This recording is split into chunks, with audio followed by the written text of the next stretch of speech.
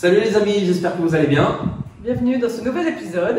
Alors aujourd'hui un épisode interview pour nos mercredis formation-information. Et aujourd'hui on reçoit Fred et Marion. Fred et Marion. Alors d'abord avant de commencer l'interview, vas-y je te laisse faire dans l'ordre que C'est tu gentil. souhaites. Bon, n'oubliez pas, on a besoin d'encouragement. Donc commentez, partagez, likez, abonnez-vous. Très important. Et on est aussi sur les réseaux sociaux, Facebook, Instagram, Et TikTok. TikTok et un petit peu. Et notre blog www.famillebetoul.com. Donc on se retrouve tout de suite pour l'interview.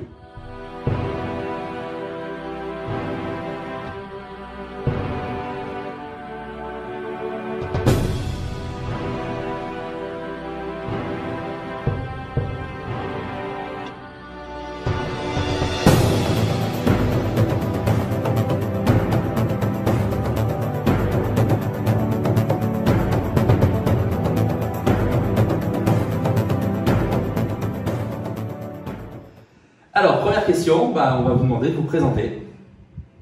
Eh ben, on s'appelle donc Fred et Marion Rava. Ah, c'est Ravat, t'as vu, c'était pas Ravat. Ça y est. On se posait la question si on disait Ravat ou Rava. Rava, on ne prononce pas le T. Non, on s'est pris la tête pendant 2 heures au moins. Ah ouais, je comprends. Donc, on est les parents de 2 enfants qui ont 6 ans et 3 ans, Elsa et Bastien. Et puis, nous sommes entrepreneurs en ligne et expatriés depuis maintenant. Depuis juillet 2020. Depuis juillet 2020, avec quelques débuts de voyage à notre actif. Alors aujourd'hui, vous vivez où? Aujourd'hui, on vit en Estonie et on passe actuellement la première partie de l'hiver au Mexique, ici. Et pourquoi? Eh bien, comment te dire Tu n'es jamais allé en Estonie? C'est peut-être ça. J'en ai Ça oui. répond à la question finalement. T'es jamais allé en Estonie toi? Il y a à peu près 20-25 degrés de différence. Bon, ça va, c'est jouable. Oui. Ce matin, il faisait -1, je crois, à Tallinn. Oh la vache. Donc, Ouais, voilà, on a vécu un hiver en Estonie et on a dit plus jamais. jamais. On est bien résident estonien, mais on veut bien passer l'hiver ailleurs, au soleil. Ok, et donc vous avez fait, pour l'instant, vous êtes arrivé d'Estonie directement ici au Mexique. Vous n'êtes pas passé par un autre endroit pour voyager ou découvrir directement le Mexique? On est revenu directement au Mexique. Ouais. Ok. Peut-être on avait des connaissances qui étaient déjà au Mexique. On savait qu'il y avait une grosse communauté de Français et d'entrepreneurs français au Mexique, donc c'est ce qui nous a attirés à venir ici. Et plus particulièrement après Del Carmen. Ok, Oui, c'est pourquoi vrai que Playa del Carmen? Parce qu'il y a plus de digital nomades ici. Ouais, en fait, Ouais. tout convergeait vers Playa del Carmen. Ok. Les amis qu'on avait venaient ici. On s'est rendu compte qu'il y avait d'autres familles françaises, francophones ici aussi. Donc, bah, si tu Puis peux. nous on était là. Bah, Voilà. vous, ouais. Ouais, c'est ça. On savait qu'on allait arriver. Donc, C'est ça. On brillait déjà. bah oui, c'est ça. C'est le nombre d'abonnés qu'on a. je veux dire. Parce que vous êtes arrivé quand du coup à Playa del Carmen? On est arrivé mi-septembre Mi-septembre. Ok. et on repart mi-décembre. Ok. Ensuite, on va. Je peux raconter? On va Vas-y, retourner un petit peu en vas-y. France pour les fêtes, retourner en janvier en Estonie. Et l'idée, c'est de passer la deuxième partie de l'hiver, qui est potentiellement la plus rude, au soleil à nouveau. On ne sait pas encore exactement où. On va décider ça prochainement. Ah, Mystère. Mystère. c'est le suspense alors. Ouais. Voilà. Ok. Vous voulez rester, peut-être vous avez peut-être une idée si vous voulez rester plus vers l'Europe ou repartir Non, quitte à repartir vraiment au soleil. Donc, vraiment du soleil, Sous les ouais. tropiques. Ok. Après, on verra dans quel Peut-être au Mexique, peut-être qu'on reviendra Peut-être là qu'on si on a reviendra. des Vous reviendrez nous voir? Tiens bon. Bizarre. Non mais on sera peut-être plus là nous. On sera peut-être plus là. C'est probable. À voir.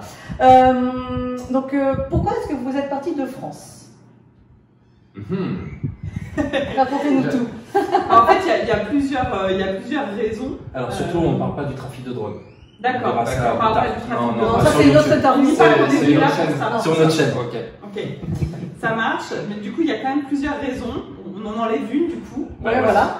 Mais les autres, on va dire que la première c'est qu'on avait envie de montrer à nos enfants et puis de vivre d'autres aventures en famille, de montrer que autre chose existe que ce qu'ils connaissaient et puis de leur voilà, ouvrir les yeux sur d'autres cultures, d'autres langues. Et bon, on sait que c'est pas en France qu'on apprend le mieux l'anglais ou l'espagnol, et donc du coup voilà, on avait envie de leur ouvrir un peu de nouveaux horizons, et à nous aussi parce qu'on aime bien voyager, et donc on avait envie de voyager.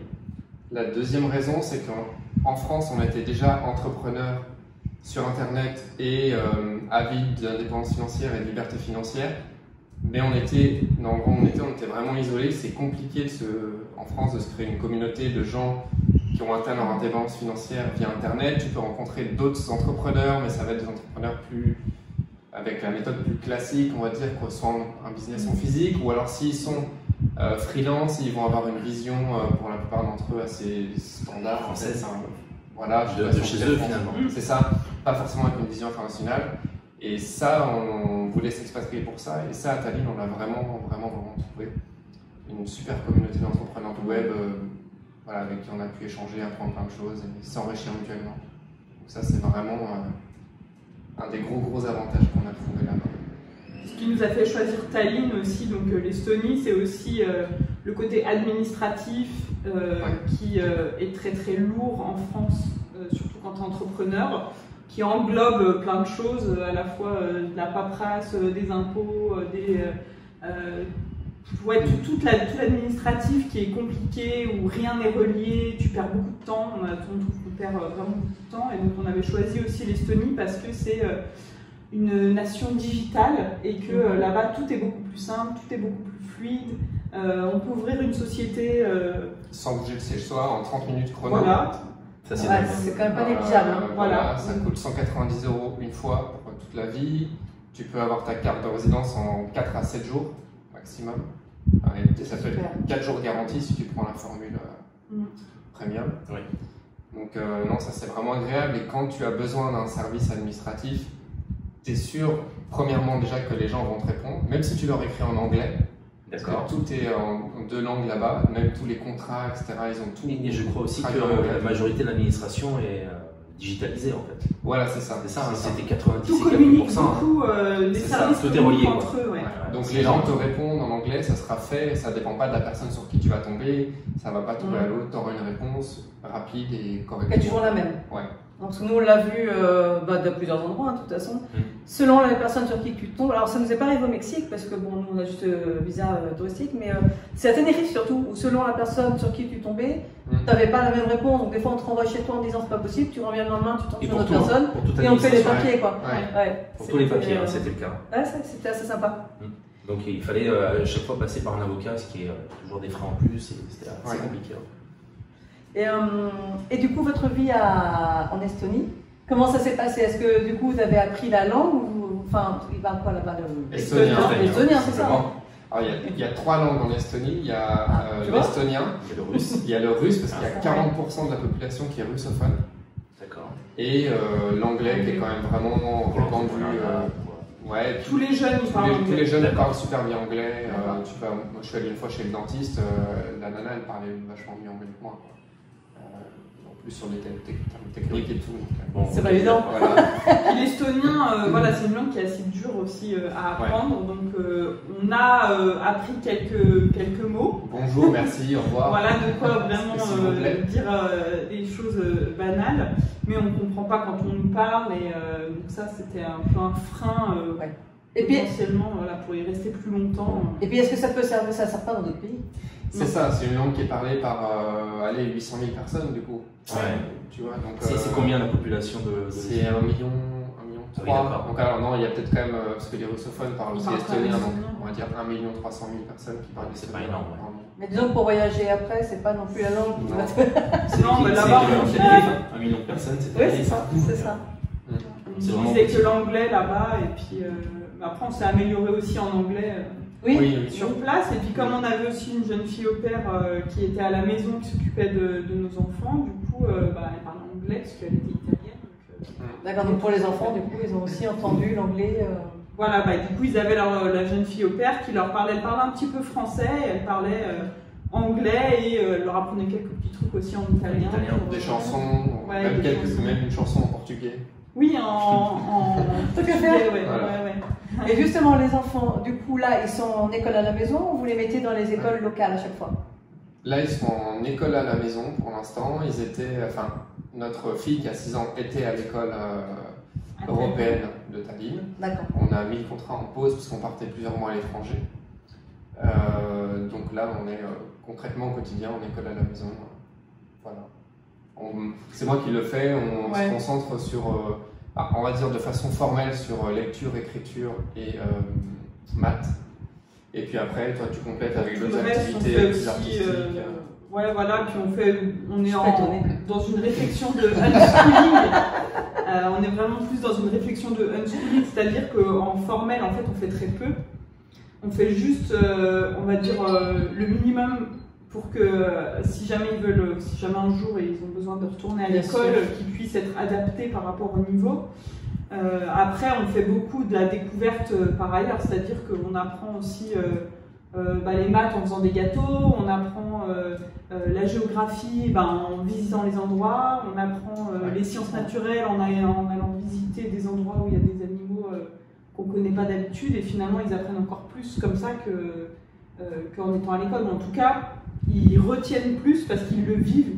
Ils vivent des émotions et du coup ça permet vraiment de retenir plus rapidement que quand on te dit sois assis à l'école et puis écoute. On est bien d'accord. Tu engranges et puis après t'en fais ce que tu veux, tu fais le tri. Encore, t'en fais ce que tu veux, pas toujours. Non, pas toujours. Ok, et puis donc on va parler un petit peu du cœur du sujet également. Donc vous aviez dit que vous étiez entrepreneur. Qu'est-ce que vous faites? Ouais. Alors moi je suis bras droit des entrepreneurs du web. En fait j'ai un peu deux casquettes à mon activité en ce moment. Donc je fais de la prestation de services pour les entrepreneurs du web. Je les aide à faire grossir leur business en utilisant le web marketing et des stratégies opérationnelles, d'automatisation, d'optimisation de business. Et puis en fait, en faisant ce métier-là, je me suis rendu compte qu'il y avait énormément de besoins du côté des entrepreneurs du web pour des profils comme le mien qui connaissaient à la fois le web marketing et qui avaient des compétences plus techniques. Et donc du coup, pour répondre à toute cette demande à laquelle je ne pouvais pas répondre moi-même, puisque mon nombre d'heures... tu continues d'en recevoir d'ailleurs. Oui, je continue toujours d'en recevoir. 3, 4, 5 par mois. Et du coup, pour répondre à ça, j'ai décidé de créer l'Académie DS Web, du coup, qui permet à des personnes qui sont en quête de plus de liberté, de plus de sens dans leur vie professionnelle, de pouvoir se former à ce métier-là et donc de réussir une reconversion professionnelle vers un métier avec moins de contraintes, plus de liberté et le choix d'un business sur Internet qui est hyper vaste et qui permet de trouver du sens, parce qu'en fait quand on rejoint un business dont la mission nous parle, qui nous fait vibrer, du coup on est ravis de pouvoir mettre ses compétences au service d'un business comme ça. Donc il y a vraiment ce message, cette mission que j'ai envie de faire passer, c'est de se dire qu'en fait on n'est pas obligé de faire un job qui ne nous plaît pas. On n'est pas obligé d'être contraint par son travail. Le travail, c'est pas forcément quelque chose de chiant, pour utiliser des jolis mots. À dire haut et fort. Non, mais ça, c'est important à souligner, c'est que le travail, les gens pensent que quand on travaille pour gagner des sous, il faut faire quelque chose qu'on n'aime pas, ou on n'est pas bien, ou on fait la gueule d'avoir bossé. Et ça doit être dur, c'est ça. Et en fait, non, ça marche pas comme ça. Ça, c'est vraiment une croyance qu'il y a, je vais dire en France, mais je pense pas qu'il y ait qu'en France que ce soit comme ça. Mais c'est vrai que nous, on l'a beaucoup ressenti en France. C'est l'étymologie du mot. Le mot travail, c'était un ancien terme qui voulait dire esclavage. Donc, voilà. Labeur, mais c'est ça. Donc, sauf que c'est resté. C'est ça. Mais ça se passe pas comme ça, en fait. Le travail, on peut être heureux au travail. Enfin, bon, moi, je l'ai pas vécu en France, le bonheur au travail, mais justement. Moi, j'ai commencé en France, du coup, avec cette activité-là. Du coup, en fait, je me suis découvert que je pouvais gagner de l'argent, et même plus qu'en faisant un truc que j'aimais pas avant. Moi, j'étais ingénieur avant, et du coup, je gagnais bien ma vie. Mais en fait, je m'ennuyais quand même beaucoup. Je trouvais pas de sens. Je travaillais pour un truc parce qu'on me disait de le faire, mais en fait, j'avais pas vraiment d'étincelle, quoi. Il n'y avait pas de kiff dans ce que je faisais. Et comment t'as basculé alors? Qu'est-ce qui a fait que t'as passé le cap? Ça, c'est grâce à Fred, en fait. le mindset. Dis-nous un peu ce que tu fais aussi. En fait, c'est à cause de lui finalement. Voilà. Ouais, tout ça, c'est à cause de moi. Oui, qu'est-ce que je fais? Bah là, ça fait un peu plus d'un an que je fais plus grand chose. Je travaille. Je suis Le bon plan. Ça, c'est le bon plan. Rien à foutre. En gros, là, je travaille entre 30 minutes, aller jusqu'à 1 heure par jour, 5 fois par semaine pour de l'investissement et du trading. Après, à côté de ça, j'ai quand même fait d'autres choses. Je contribue au marketing pour l'Académie DS Web, etc. Mais on va dire que mon activité de base, elle se limite à ça, ce qui fait que j'ai tout mon temps, ce qui fait aussi que je peux avoir du temps pour faire l'école à la maison, etc., m'occuper des enfants. Voilà. Et donc on disait comment tu as fait pour... Oui, c'est le début en fait. Comment tu as fait parce que Marion du côté obscur. En fait, en cherchant, tout simplement, un jour par hasard, je suis tombé sur internet sur des articles qui parlaient d'investissement et puis je m'ennuyais beaucoup au travail, j'en avais Oui, vraiment tu étais marre. salarié aussi. Hein. Oui, j'étais salarié, ingénieur dans une très grande entreprise côté au CAC 40.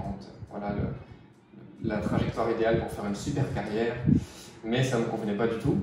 Et donc, comme je m'ennuyais, je lisais des articles, je commence à lire les commentaires, et puis de commentaire en commentaire, je commence à tomber sur des gens qui ont acheté des immeubles et qui disent bah voilà, maintenant je quitte mon job. Et ces gens-là font un blog, je lis leurs articles, et puis de commentaire en commentaire, je commence à tomber sur tous les noms de l'infoprenariat français. Et je le raconte tout le temps, je m'en souviendrai toute ma vie. À ce moment-là, j'ai eu un éclair de lucidité, et je me suis dit, là, ce jour-là, ma vie est en train de changer, et j'ai regardé en bas à droite de mon écran, et on était le mardi 30 août 2016. Et j'ai eu le réflexe de me dire, là, c'est une date charnière. Et les 3 jours suivants, j'ai fait que ça au travail. Au bout de 3 jours, je me dis, il faut que je te parle, faut que je te parle d'un truc. Là, ça... Oh putain, merde, il veut me quitter. Merde, qu'est-ce que j'ai fait? Et voilà, après, j'ai commencé à lui parler de tout ça. Au début, elle m'a dit, oui, fais ton truc. Et puis après, finalement, Il faut un cobaye en même temps. Je dis oui, je te soutiens, vas-y. Moi, j'y croyais pas vraiment. Et puis en fait, finalement, à force d'en discuter, et puis lui, il était obnubilé par ça. Du coup, il lisait tout ce qui passait. Enfin, mais au-delà de lire, tu as dû, je pense, faire des formations, faire des choses comme ça. Oui, c'est après, venu assez après, rapidement, je me petit suis à petit. formé. Après, ça a été le début des échecs en série.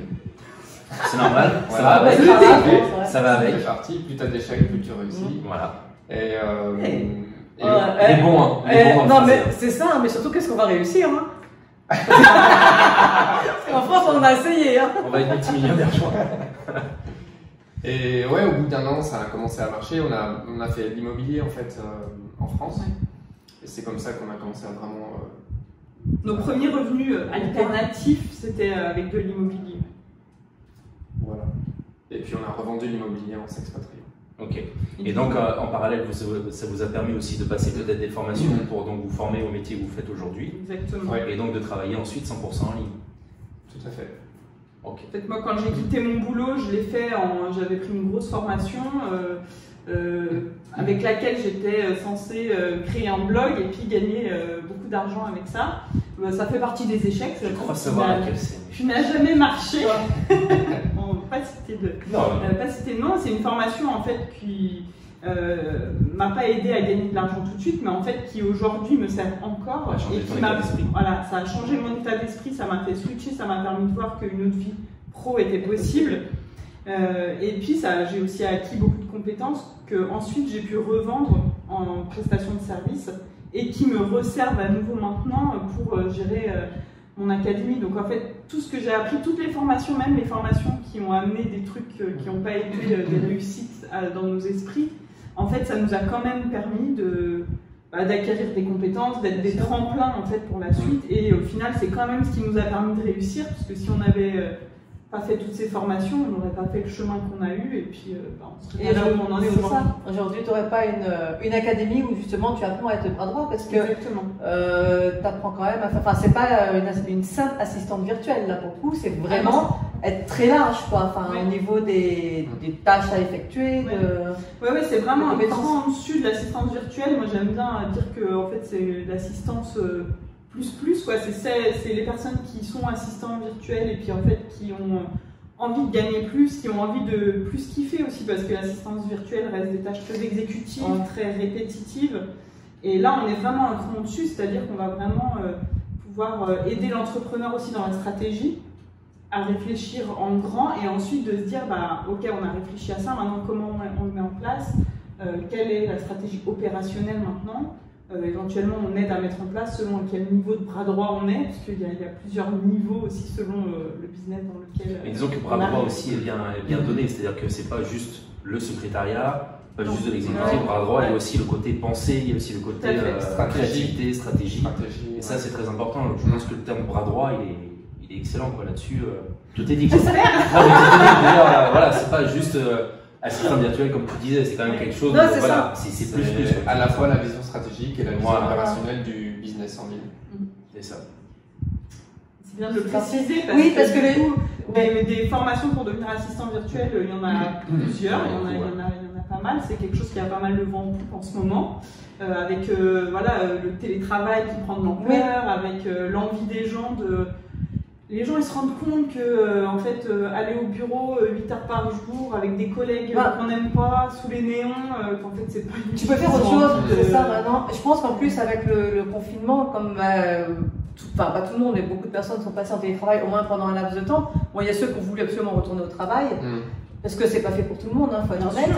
Mais je pense que beaucoup de personnes aussi se sont rendues compte qu'il y a autre chose, il y a une autre vision qu'on peut avoir. Une fois que tu as goûté au fait de travailler de chez toi, avec tous les avantages que ça comporte. Toi tu le savais déjà avant, mais disons que ça. J'ai déjà compris on en a profité quoi. Le jour du confinement, j'ai dit c'est bon, c'est terminé. Là maintenant, on se débrouille pour que ça change. Ouais, disons que on a accéléré. Ça nous a mis un coup de pied au cul. Ouais. Je pense que ça a mis un coup de pied au cul à pas mal de personnes en fait. C'est ça. Oui. Quand on regarde maintenant l'avant et l'après-confinement, en fin de compte, au niveau professionnel, il y a quand même beaucoup de personnes qui ont au moins testé. Alors peut-être qu'il y en a qui vont trop vite et qui tombent, mais c'est pas grave. Ils se relèvent, voilà, mais au moins on voit qu'il y a plein de possibilités. Il y a plein de possibilités, dont celle-là, du coup, d'être bras droit.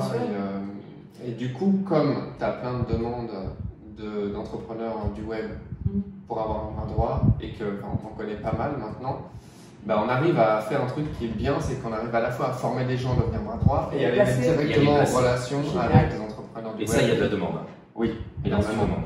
Là, il y a même, moi j'ai eu des demandes d'entrepreneurs du web qui cherchent un bras droit et du coup il n'y a plus personne dans l'académie pour l'instant pour eux. Donc on cherche des étudiants. Donc si vous êtes intéressés, allez-y parce que. De toute façon, on va mettre l'adresse, on va mettre le lien, on va mettre tout ça sur le descriptif et puis je pense sur la vidéo aussi tu vas pouvoir écrire oui j'ai marqué le site bien sûr et non on va dire cliquez là c'est ça ou là en haut à droite non faut pas hésiter on les connaît et je pense qu'on sera nous-mêmes futurs clients on n'hésitera pas une seconde donc vraiment n'hésitez pas si vous cherchez à changer de vie être bras droit je pense que c'est plutôt intéressant. Les entrepreneurs vous attendent. Et c'est ça. Et il y en a. Il y en a, oui. Et je pense même pour des boulots qui sont physiques, pour certaines entreprises qui sont en physique, rien que de développer le côté web, ça peut être pour aussi avoir vraiment une vraie présence, partie, ça peut être très intéressant quand même. Donc, plutôt que d'avoir entre guillemets une simple secrétaire qui fait que de l'administratif, d'avoir quelqu'un qui est en plus qui développe de côté. Moi, je m'en souviens notamment la faiblesse des lycées dans le monde, même en France. C'est il y a des sites web qui ont peut-être 40 ans, enfin peut-être pas autant, mais qui ont 20-25 ans et qui sont complètement pourris. Donc ça ferait pas de mal. On en a connu des comme ça. Pas de site web. Et il y en a qui n'en ont pas en plus, donc la présence du web maintenant. On va dire que des fois, il vaut mieux ne pas en avoir que d'avoir des sites vraiment pourris. Et oui, pour l'image, ça compte. C'est important. Mais bon, ça c'est un autre débat. C'est ça. On est pas là pour ça. Qu'est-ce que je voulais dire? Et du coup, donc, vos projets, vous en avez parlé, donc vous allez retourner en France là pour les fêtes, donc pour voir la famille, tout ça. Ensuite l'Estonie, ensuite le soleil. Vous revenez au Mexique. Donc on sera là pour vous accueillir certainement. Enfin bon, ça reviendra plus tard. Voilà. À long terme, est-ce que vous voyez, qu'est-ce que vous voyez pour vous à long terme? La résidence au Mexique, on a dit. Le projet de départ quand on est parti en Estonie, c'était d'avoir notre base en Estonie, parce qu'on a beaucoup parlé de l'hiver. Et il faut aussi, si on veut être juste avec l'Estonie, il faut aussi dire que l'été là-bas c'est top. Parce qu'il fait quasiment jamais nuit, donc tu peux, et il fait des températures vraiment, vraiment douces. Il fait 25, 26 degrés, mais comme il fait jamais nuit, si tu veux, la température elle descend à 22 quoi. Ouais. Donc tu peux être à 23h sur la plage, en train de boire du jus d'orange. On y croit, avec une petite paille. Si tu regardes, il va boire du jus d'orange. Non. Je pense pas, je pense pas. En tout cas, voilà, l'été là-bas, c'est vachement bien. C'est trop bien. Donc, notre projet de départ, c'était de passer l'été là-bas et de faire 2 gros voyages de 2-3 mois par an pendant l'hiver, de revenir aux fêtes, enfin, voilà, revenir pendant les fêtes, revenir pendant l'été et le reste du temps voyager. Donc, c'est ça qu'on va peut-être essayer de mettre en place petit à petit. On Après, verra le vent nous mène en fait. Aussi, ouais, puis ce projet a un peu évolué aussi. On a des envies aussi là récemment, et notamment en étant à Tallinn, qui est une ville à la fois une grosse ville, mais où la nature est quand même assez présente. Tout en nous, on était en appartement, donc on ne vivait pas tellement. Et puis là, à Playa, c'est pareil, on est vraiment en ville et on sent qu'on a un besoin de revenir à la nature, on a besoin d'espace, on a besoin de verdure, on comprend. on a besoin d'avoir un petit potager et en fait du coup voilà, on a ce projet là aussi qui se crée petit à petit de ce que j'aime bien appeler mon havre de paix, notre havre de paix du coup où, voilà, on pourrait peut-être s'installer quelque part, on ne sait pas encore exactement où, c'est pour ça qu'on cherche un endroit qui conviendrait bien pour cet endroit là. On sait que c'est pas en Estonie parce qu'en Estonie l'hiver, tu n'auras plus de potager. Hein. Non, l'hiver, il n'y aura pas de potager. Des serres de... Ouais, c'est ça. d'épaisseur. Une cave. Et puis, on ne peut pas vivre dehors. Là, on voit les enfants, ils sont heureux, toujours dehors, ils jouent, ils s'amusent d'un rien parce qu'ils sont dehors, ils peuvent courir, ils peuvent crier, et puis sans que ça nous en mette... C'est mieux de crier dehors dans l'appartement, hein, on est bien d'accord. Et donc voilà, on a aussi ce projet-là qui est en réflexion petit à petit. On affine la réflexion, mais on a ce côté de, toi aussi, hein, d'avoir envie de nature, de choses plus simples aussi. En fait, une fois qu'on a acquis, on va dire, la sécurité financière, l'indépendance financière, après, je pense que c'est un switch qui est assez, qu'on voit assez régulièrement chez les entrepreneurs du web notamment, de se dire qu'en fait ils ont envie après de se poser. Ouais, d'aller plus loin, de revenir un peu aux essentiels et puis de... Souvent ça demande beaucoup de travail en fait pour démarrer, et une fois que tu as atteint un certain niveau, tu te dis ok, maintenant mon mode de vie je vais le passer au-dessus, en priorité numéro 1, et ça va être la base de ma vie, et pour le reste il faut une bonne connexion internet. Et voilà, ça, il y a des solutions et voilà. La fameuse connexion internet. C'est ça. Ah, ça par contre... Oui. Sans elle, on peut rien faire. Hein. Non. On veut la nature, mais quand même avec le Wi-Fi. C'est ça. C'est mieux. Oui. C'est mieux. En fibre. La 4G, tu veux dire Non. La fibre optique. La fibre, c'est bien. De quoi faire tourner le business, quoi. Ouais, c'est ça, sans se prendre la tête. Ouais, bien sûr. C'est ça. T'as quelque chose à ajouter? Écoute, moi je crois qu'on a dit l'essentiel. Ouais. Est-ce que vous avez quelque chose à ajouter du coup? Écoute, un petit mot de la fin. Un petit mot de la fin. Des petits conseils peut-être pour ceux qui hésiteraient à se lancer? Lancez-vous.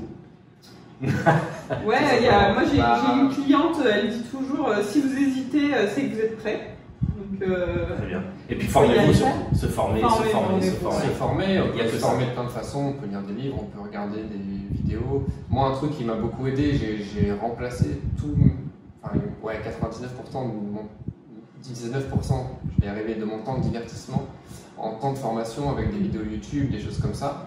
Et là, je ne sais pas combien d'heures de formation j'ai fait grâce à ça, mais du coup, ça me divertissait en fait de regarder des vidéos et d'apprendre des choses. Et du coup, après, tu te rends même, tu te rends plus compte, c'est naturel en fait. Voilà, de tout ce que tu as appris. Donc ouais, ça, lire des livres. Et plutôt que de regarder des conneries de vidéos, ça va rien. Je peux faire. Juste continuer à regarder des vidéos pour se former, pour être tranquille aussi, c'est-à-dire qu'il ne faut pas non plus se forcer, il faut que, lui c'est devenu vraiment plus un divertissement. Que ce soit un divertissement, exactement. Moi j'aime bien quand même encore regarder des petites conneries aussi, de temps en temps, des petits films, voilà pour... Et là, mon Netflix c'est pour elle, mon compte il est vierge. Mais voilà, il faut aussi savoir profiter du chemin en fait, parce que d'avoir des gros objectifs, c'est bien. Et je pense que ça aide à avancer. Mais il faut aussi se dire, est-ce qu'en ce moment, je suis heureux? Est-ce que je suis en train de kiffer ma vie? Ou est-ce que en fait, je suis juste en train de courir après un truc que je ne sais même pas si je vais l'avoir à la fin? Et en fait, la vie, c'est pas ça. La vie, c'est aussi d'en profiter, de voir des amis. On s'est rendu compte aussi avec tous nos périples que le lien social, c'est un truc qui est très important pour nous et que, en fait, si on peut partager les choses, bah, c'est sympa. Et les enfants, qu'est-ce qu'ils pensent de tout ça? Bah, eux, clairement, je pense qu'ils préfèrent être au soleil, aller à la piscine tous les jours. Ouais, ils aiment pas avoir les gros manteaux là. C'est un côté très sympa aussi, la neige, mais au bout de 2 mois et demi, c'est un peu long. D'un jour. C'est aussi un côté très sympa, la neige. Et l'ambiance aussi. Voilà, les gens, ils n'ont pas de poussettes là-bas, ils ont des luges. Ah oui. Et oui, donc, au bout d'un moment, tu comprends, tu te dis, ah, c'est pas bête en fait. Parce que concrètement, là, je peux pas. Ils n'ont pas de chaussures, ils ont des skis, enfin bon, il y a des choses. C'est ça. Bon, ben super. Ben, merci à vous en tout cas. Merci encore. Merci de nous avoir reçus. Avec plaisir, merci d'être pour la bonne bière qu'on va boire pour fêter ça. Évidemment. Bien évidemment. Oui, parce qu'en fait, il faut savoir qu'aujourd'hui, ce sont quand même les 40 ans de monsieur. Et oui, d'ailleurs, il va vous faire une petite danse.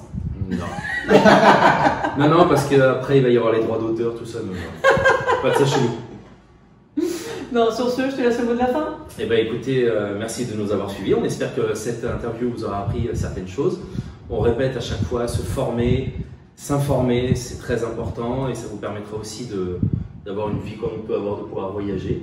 Bah, surtout de vivre la vie dont vous rêvez. Oui, tout à fait. Tout simplement. Que ce soit en nomade, en sédentaire, que ce soit en France, à l'étranger, en fait, on s'en fout. Ce qui compte, c'est juste d'être heureux et d'avoir la vie dont on rêve. Exactement. Donc sur ce, un petit pouce bleu. Eh oui. Commentez. Il m'a perdu. Ah non, mais je sais qu'il y a un ordre précis à respecter. Alors, donc, likez, commentez, partagez, abonnez-vous. Abonnez-vous. Et surtout, n'oubliez pas, Choose Your Life. Choose Your Life. Tout est possible. À bientôt. À bientôt. Ah. C'est prouvé scientifiquement, ça fait quoi? Vous couperez ça, montage. Ça permet de. C'est la colle. 1, 2, 1, 2. Il faut parler aussi fort. Il n'y a pas de retour? Je suis Marion. T'es pas compliqué. Je sens que ça va être compliqué cette vidéo, je sais pas vraiment. Tu le sens aussi là? Je sens que ça va être. Coupé. On y va? Ah, c'est ça. On se retrouve tout de suite. Mais non, on est là. Bon, c'est cool, on a fait l'intro aujourd'hui. Ouais.